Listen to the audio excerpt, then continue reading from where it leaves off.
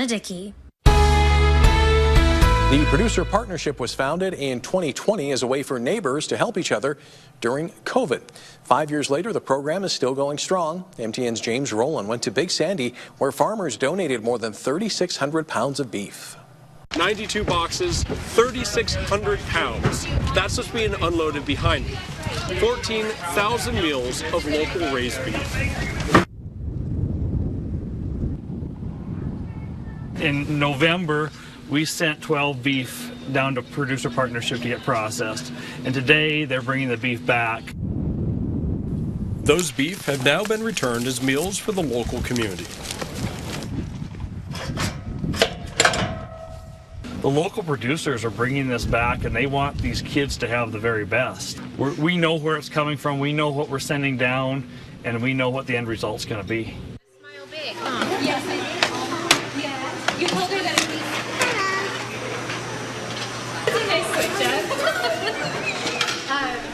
Between producers, financial supporters, and others helping out, about 15 people are involved in the community to make this happen.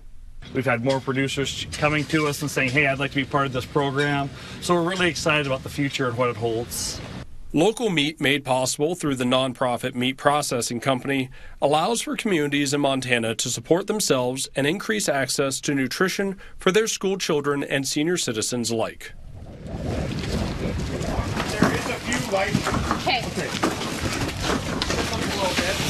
So, we figure between 12 to 16 beef a year is what we're looking at. We'll know more as the time goes on and we get more numbers. With more growth in the program planned, the Big Sandy area is doing what it can to support long-term health and growth for their community. I don't know how else to describe it, but it's a very prideful thing for our community. Our community did the heavy lifting on this, and it's just, we're pioneer proud. Absolutely. Big Sandy takes care of itself, and it's doing it once again. Last box. Big Sandy, I'm James Rowland, MTN News. Are we done? A brucellosis infection can be costly to cattle herds. That's why the Montana Department of Fish, Wildlife and Parks each winter tests elk, which can carry the disease. This week in Fish and Wildlife, MTN's Chet Lehman talks with FWP about this winter's testing. The Montana Department of Fish, Wildlife and Parks has spent part of the winter capturing and testing elk for brucellosis. That program has been going on for years. This winter, their efforts took place in the Crazies. This year, 52 elk captured and tested. We're glad to see that all of those elk that were tested negative for brucellosis exposure. Now, brucellosis can cause cattle to abort their calves if in cattle herds.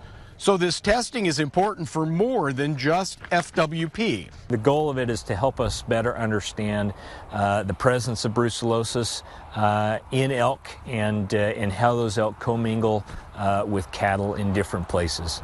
The study of these elk didn't end with the blood test. Some of those captured will provide information to FWP for the next year. We also put out a number of GPS collars, which helps us monitor elk movements throughout the year. Helps us better understand what their summer and winter ranges look like, and how that sometimes may overlap with livestock or with other things on the landscape. Over the years, elk in the Tobacco Roots, the Highlands, the Pioneers, and the area around Ashland, Montana have all been tested for brucellosis as a part of FWP's yearly brucellosis testing program. In the Shields River Valley in the shadow of the Crazies, Chet Lehman, MTN News.